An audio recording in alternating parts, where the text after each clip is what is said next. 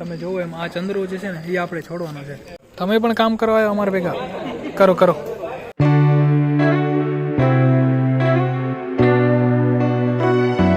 ચાલો જી, good morning અને welcome back to my YouTube channel. તમે જોવો તો ખરા દિવસ કેટલો મસ્ત છે, સારો એવો તડકો નીકળી રહ્યો છે, આકાશમાં વાદળા બી એટલા બધા નથી, વેધર એકદમ ક્લિયર છે. ગઈકાલે સારો એવો વરસાદ બી પડ્યો, પ્લસ વાદળછાયું વાતાવરણ બી હતું.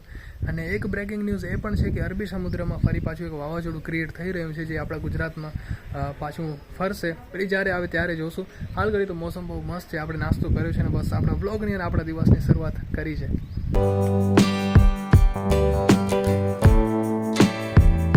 અને આ જે વાવાઝોડું આવે છે ને એનું નામ છે શક્તિ. હવે કેટલી શક્તિથી આવશે એ તો ખબર નહીં, પણ ભાઈ ગમે તેટલા વાવાઝોડા આવે, એમ તો નીલોફર આવ્યું હતું અને ઘણા બધા બીજા વાવાઝોડા નાના મોટા આવ્યા હતા, પણ આપણા ગુજરાતને નુકસાન નહીં પહોંચાડે. કેમ કે તમે જુઓ, ગુજરાતમાં એક કાંઠે દ્વારકાધીશ બેઠા છે, તો બીજા કાંઠે સોમનાથ મહાદેવ બેઠા છે, પાવાગઢમાં મા બેઠી છે, એટલે આપણા ગુજરાતને કાંઈ થવાનું નથી. આ સુધી કાંઈ નથી થયું ને હવે આગળ ભવિષ્યમાં પણ ગુજરાતને કાંઈ નહીં થાય. તો આ તમને દેખાય ને, તડકામાં છાંટા પડે. જુઓ ભાઈ, આજે તો મોસમ કેવો થઈ ગયો છે.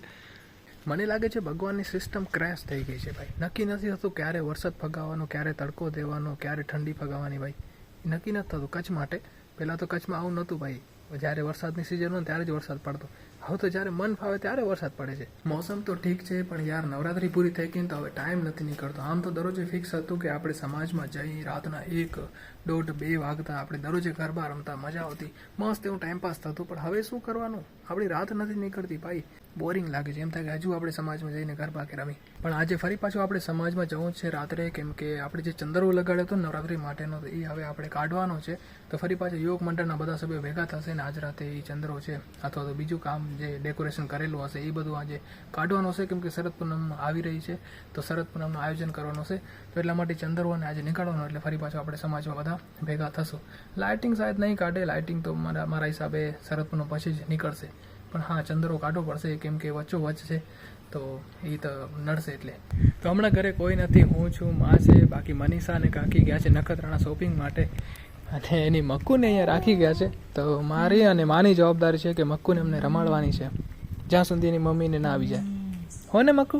રોવાનું નથી બિલકુલ, રમવાનું છે, ઠીક છે? હા. એ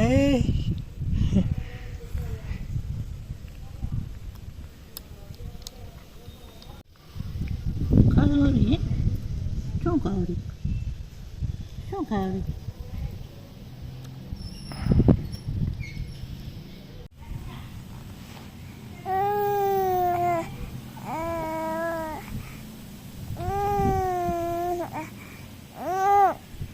તો મમ્મી 1.5 કલાક રહીને આવી, ત્યાં સુધી મેં ને માએ સારી રીતે મક્કુને રમાડી. અને મક્કુ?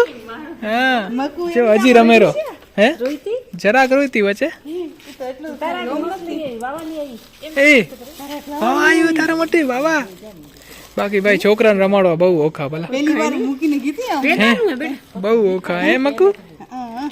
તો મનીષા મક્કુને મૂકીને ગઈ હતી ને, તો મને બીજું તો ટેન્શન નહોતું, પણ ટેન્શન એક જ હતું કે જો એ પોટી કે કરશે ને તો આપણે ભાઈ ટેન્શન ટાઈટ થઈ જશે. પણ એવું કાંઈ નથી. મક્કો માર કને મસ્ત રમતી હતી, ખબર ના પડી કલાક કેમ નીકળી ગયો. મને અને માને બેને ટેન્શન થાય કઈ આવશે કઈ આવશે.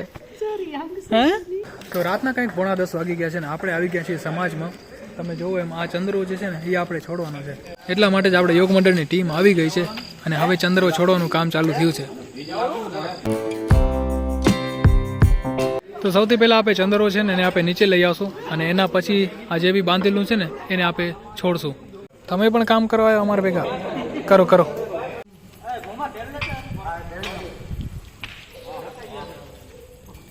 તો ચંદ્રોમાં જેટલા બી સાઈડમાં બલ્બ લાગેલા હતા ને, એમાં શું થયું, વરસાદ પડ્યો ને તો આ તમે જો પાણી ભરાઈ ગયું ભાઈ બલ્બમાં. જો દેખા ને અંદર પાણી ભરાઈ ગયું, ઘણા બધા બલ્બ. તો ચંદ્રો હજુ નીચે લઈએ છીએ આપણે, તાકે આરામથી કામ થઈ શકે અને જેટલું બી ડેકોરેશન છે એ આપણે ઇઝીલી નીકાળી શકીએ.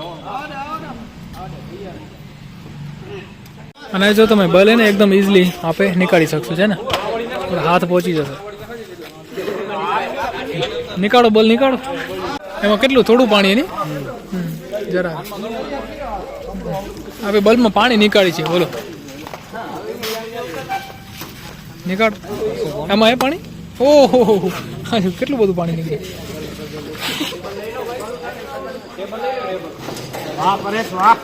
નીકળી ગયું બધું ચાલુ થશે ને ચાલુ ભાઈ હેવલ્સ નો બોલે હા ભાઈ હા હેવલ્સ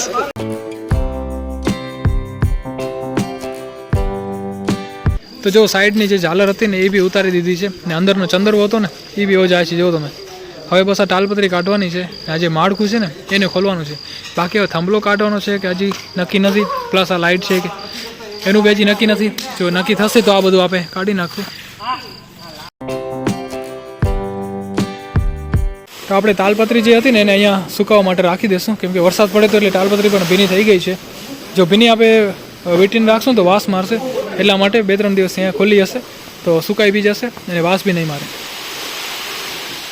સમજો આમાં છે ને પાણી દેખાય ને કેટલું બધું પાણી જો તો એ પાણી સુકાઈ જશે 2 દિવસમાં તો હવે ફાઇનલ આપણું જે માળખું હતું ને એને આપણે અલગ કરી રહ્યા તો એક જે પાઇપ છે એ અત્યારે અલગ કરવામાં આવેલો બરાબર ને તો અહીંયા જે બી માળખું હતું ને એ આપણે ઉતારી દીધું છે અને આ રૂમમાં આપણે માતાજીનો ગરબો રાખ્યો હતો કે અથવા ગરબાની સ્થાપના કરી હતી કે એ જે સામાન હતું ને એ બી આપણે અહીંયાથી નીકાળી લીધું છે જે થાળી કે હતી એની અહીંયા સફાઈ ચાલુ છે તો સવારમાં અમારી મક્કુબાઈને હિંચોડવાનું કામ મને મળ્યું હોય અને આ જે વ્લોગ છે ને ભાઈ એને હું એન્ડ કરીશ આજે મતલબ કે 3જા દિવસે આમ તો એ પરમ દિવસનો વ્લોગ છે આમ તો ગઈકાલે એને કટ કરવાનો હતો મતલબ એન્ડ કરવાનો હતો પણ શું થયું ગઈકાલે આપણે ઉઠ્યા ને ત્યારે આપણા ફોનમાં ચાર્જ હતો 20% અને મને ખબર નહોતી કે પાવર કટ હે ભાઈ પાવર કટ હતો ને મને જવાનું હતું ભુજ તો એ 20% લઈને આપણે ભુજ જવાનું હતું એટલા માટે મેં વ્લોગને એન્ડ ના કર્યો અને મને એમ કે ભુજ પહોંચીશ ને અડધા કલાકનું કામ હતું આપણું ત્યાં ફોન ચાર્જ કરીને પછી લગભગ 12-1 વાગ્યા સુધી તો ફ્રી થઈ જઈશ ને પછી હું વ્લોગ આરામથી એડિટ કરીને અપલોડ કરી દઈશ પણ એક કામમાં આપણે વાગી ગયા 4 ભાઈ પછાડના એટલે પછી વ્લોગ પણ રહી ગયો ને આપણે કામ ના કરી શક્યા પણ ઠીક છે આજે એટલા માટે આપણે વ્લોગને એન્ડ કરી છીએ આઈ હોપ કે તમને આ વ્લોગ પસંદ આવ્યો હશે અને પસંદ આવ્યો તો લાઈક કરજો ન હોય તો ચેનલને સબસ્ક્રાઈબ કરજો ફરી મળીશું આવતીકાલે નવા વ્લોગ સાથે ત્યાં સુધી તમારું ધ્યાન રાખજો Tata bye bye take care તમે તમારું કામ કરો આનંદ બાય